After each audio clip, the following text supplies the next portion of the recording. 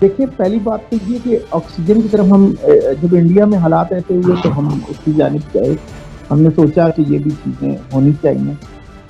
हमारे मुल्क में बदकिस्मती ये है कि कोई सिस्टम नहीं है।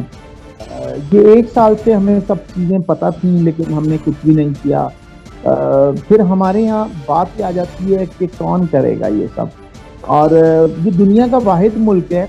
मतलब अगर हम बात करें इस्लामी मुल्कों की या जिन मुल्कों में मुसलमान रहते हैं, वहाँ ये जो हम लोग मुजाहरे करने भी आ जाते हैं इस्लाम के नाम पे, सब कुछ करते हैं, लेकिन हम वही वाहिद मुल्क होंगे या उन 2-4 मुल्कों में होंगे जो जिनके यहाँ हर चीज़ बेईमानी एक आम सी चीज़ है, ईमानदारी नाम की कोई चीज़ ही नहीं है। आप देख लें कि ऑक्सीजन का सिलेंडर होता है जो 15,000 से 25,000 पे चला जाता है। हर चीज़ हम महंगी कर देते हैं। तो इसका क्या मतलब है? इसका मतलब तो एक ही है ना कि हम में कोताही है। हम मुसलमान ठीक नहीं हैं, बल्कि हम मुसलमान नहीं हैं अगर मैं ये कहूँ। क्योंकि हमारे में अगर ईमान नाम की कोई चीज़ होती तो हम ऐसी हरकतें ना करते। हमारे वो ताजिर जो एक दिन में पूरा मुल्क बंद कर देते हैं सिर्फ इसलिए कि जी इस्लाम के ऊपर ये मसला है। लेकिन इस्लाम की तालीमात किसी ताजिर को नहीं पता, वो वही बेईमानी है, वही ज़ख़ीरा अंदोज़ी है, वही पैसे कमाना है। ये मुश्किल टाइम में दुनिया चीज़ें सस्ती कर रही है, माहौल बना रही है, हमारे पास स्ट्रक्चर नहीं है। हम मुल्क कम हैं, हम रियासत कम है, हम हुजूम हैं बुनियादी तौर पे देखा जाए कि जहाँ कोई सिस्टम काम नहीं करता। अब ये देख लेंगे वजारत साइंस का भी मैं देख रहा था कि जी हमारे वेंटिलेटर जो हैं उनमें जो 16 फीचर्स हैं उनमें से 4 फीचर्स पे पूरे उतरते हैं, यानी कि उनमें वो क्वालिटी नहीं है। हमारे वेंटिलेटर्स में भी वो खूबी नहीं है जो हमने खुद बनाए कि वो किसी चीज़ पे मुकम्मल उतरें या एक स्टैंडर्ड पे हों। इसका मतलब है हम स्टैंडर्ड की चीज़ नहीं बना सकते। अगर मैं ये कहूँ, मुझे तो ये भी कहते हुए हैरत ही होती है, हम मुझे नहीं पता हमने एटम बम किस तरह बना लिया और वो हमने चला भी लिया। अगर वो चलाते नहीं तो हम उस पर भी सोचते कि वो भी कोई स्टैंडर्ड का था या नहीं था। हमारे लिए तो ये शर्म का मकाम है। ये चुल्लू भर पानी में डूब मरने का ऐसे मुल्क के लोगों के लिए है। हुक्मरान हमारे करप्ट नहीं है, हम करप्ट हैं बुनियादी तौर पे। हमें तब लोग इसलिए ऐसे मिलते हैं क्योंकि हम खुद सब खराब हैं। हम बुनियादी तौर पे बहैसियत कौम आज इस कोरोना के वबा के टाइम पे भी हमने हमारे लोगों ने जिस बेहिसी का मुजाहरा किया है, हमारे ताजिर, हमारे ज़ख़ीरा अंदोज़ बड़े बड़े, आप ये देखें कि एक बरस से दुनिया डूब रही है, लोगों की अयाशियाँ ख़त्म नहीं होती, लोगों के जहन में ये नहीं है, एक आम आदमी के लिए कोई रिलीफ नहीं है। और ये हुकूमत का सिर्फ काम थोड़ी है कि आपको एहसास रिलीफ प्रोग्राम दे, 12,000 दे या जो दे। हमें पूरे साल हमें इर्द गिर्द हमारे पास जो करोड़पति अरबपति लोग बैठे हुए, ये उनका काम था कि ख्याल करे। लेकिन हमारे यहाँ ऐसी कोई चीज़ ही नहीं है। हमारे यहाँ जितने लोग हैं, अगर आप देखें, मैं कराची में देखता था कि मिल वाले जो होते थे बहुत से, यकम रमज़ान को वो एक लाइन बना के अपने मुलाजमीन की उनको राशन बांट देते थे। साल में एक दफ़ा दिया और कहा कि चलो ठीक हो गया ये। सर ऐसे नहीं होता ना, आप लोगों के बारे में सोचें, ईमानदारी। तो जिस तरह आपने कहा कि हमें हुक्मरान उसी तरीके से वही उसी तर्ज के मिले जिस नौयत के हम डिजर्व करते हैं, हम खुद ठीक नहीं है। और इसी बात से मैं आपसे जो है इत्तफाक भी करता हूँ। आपका तज्जिया सुनना बहुत ही ज़रूरी है।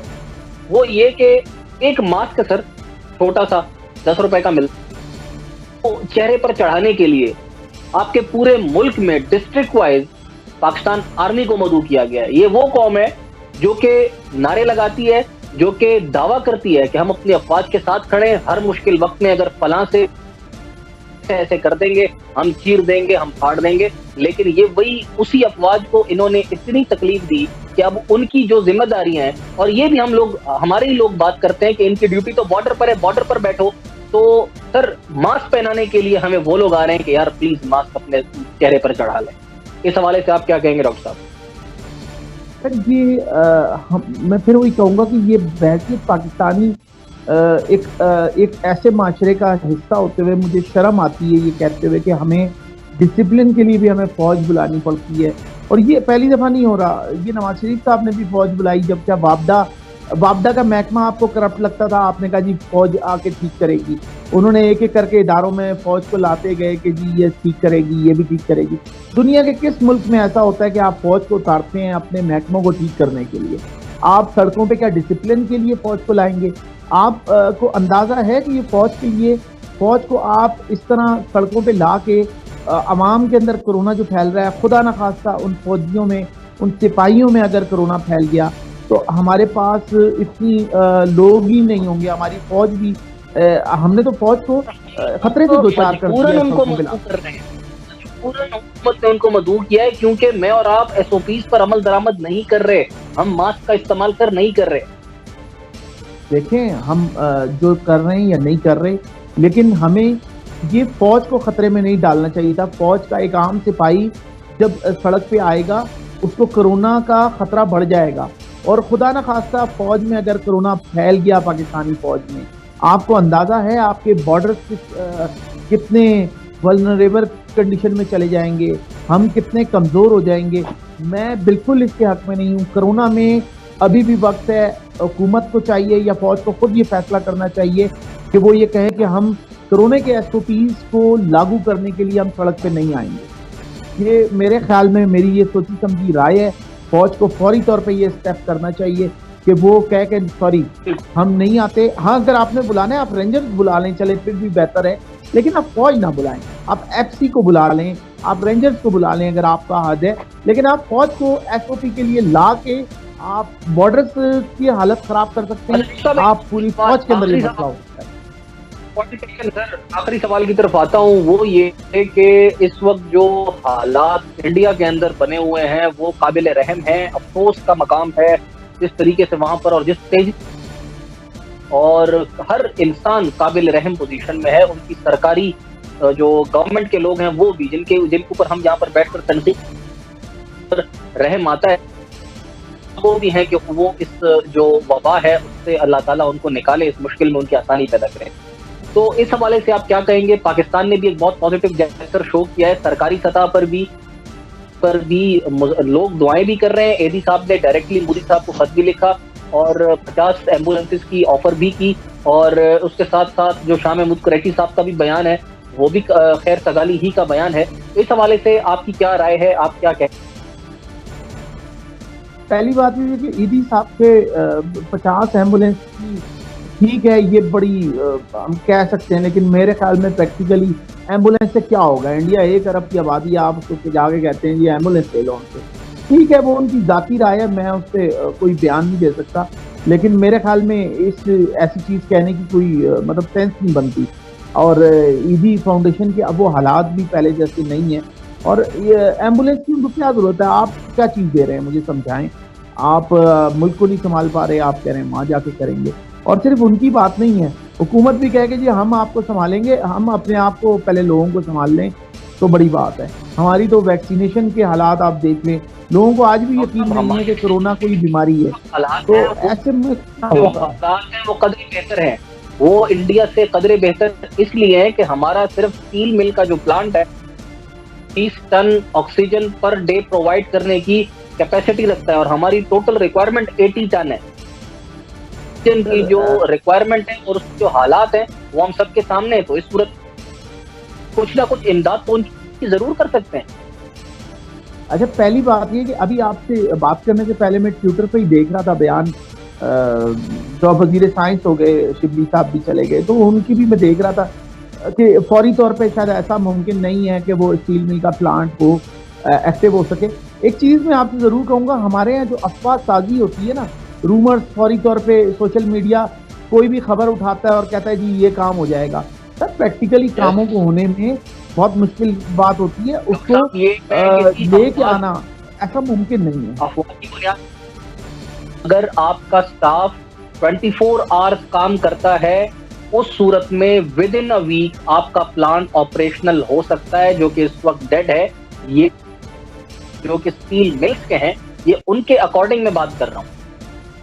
सर आप बात कर रहे हैं, लेकिन मैंने शिबली फराज साहब का देखा है कि हफ्ता आप कह रहे हैं, ठीक है उसको टाइम लगेगा अगर हम करना चाहें, लेकिन हाँ क्या हमारे मुल्क में इस वक्त इतनी ऑक्सीजन की ज़रूरत है? सवाल ये भी है। और क्या ये चीज़ें हमारे यहाँ क्या नॉर्मली ये चीज़ें हमारे पास नहीं होनी चाहिए थी पहले, सब चीज़ें होनी चाहिए थी। इसका मतलब हमारा सिस्टम तो नहीं है ना। हमारे पास तो सरकारी लोग हों या प्राइवेट लोग हों या हम ज़ाती हैसियत में हों, हमारे यहाँ तो करप्शन का बुखार जो चढ़ा है वो कोरोना से ज़्यादा मौलिक है। हर शख्स जब करप्ट होगा अपनी अपनी सतह पे, कोई बड़ी करप्शन करता है, कोई माली गबन करता है, ऐसे में क्या है, स्टील मिल क्यों डूब गई हमें सोचना चाहिए।